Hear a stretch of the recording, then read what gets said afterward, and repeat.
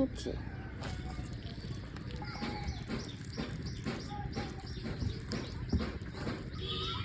ভালো মতো নাড়তে হবে। দেখুন কি সুন্দর হয়ে গিয়েছে। যত নাড়বেন তত ফুলবে। পুরো কেকের ক্রিমের মতো লাগছে দেখতে। মিশ্রণটা বানানো শেষ, তো চলুন এবার ডিম চিতই পিঠা বানানো যাক। মাটির করে এবার চুলাতে বসিয়ে দিব। চালের গুঁড়া মিশ্রণটা দিয়ে দিচ্ছি।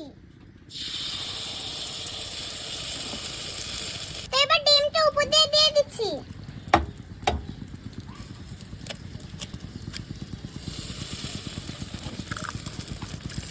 এবার হালকা লবণ দিয়ে দিচ্ছি, সামান্য পরিমাণে চাট মশলা, তারপরে ঢেকে দিচ্ছি।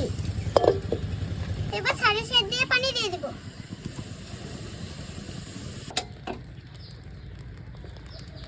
দেখুন কত সুন্দর হয়েছে, মাশাআল্লাহ অনেক সুন্দর।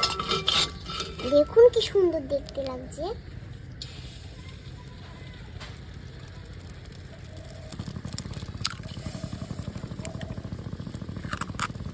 লবণ দিয়ে দিচ্ছি, চাট মশলা দিয়ে দিচ্ছি, আবারও ঢাকনি দিয়ে ঢেকে দিচ্ছি।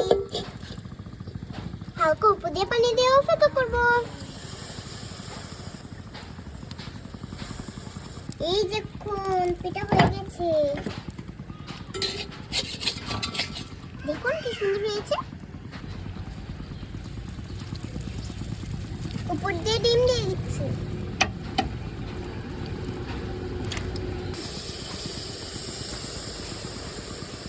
ওয়াও, দেখুন কত সুন্দর হয়েছে।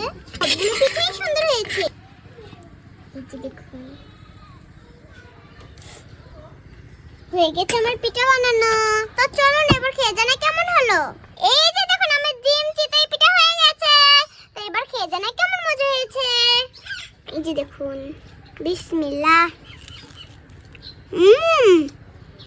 অনেক মজা হয়েছে।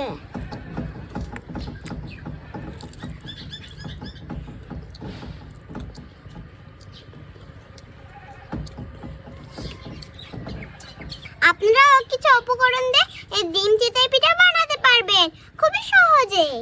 আর শীতের ভিতরে গেলে এটা জনপ্রিয় পিঠা, বানাতে ভুলবেন না। আবারও ইউনিক রেসিপি নিয়ে দেখা হবে। সবাই ভালো থাকবেন, সুস্থ থাকবেন। টাটা।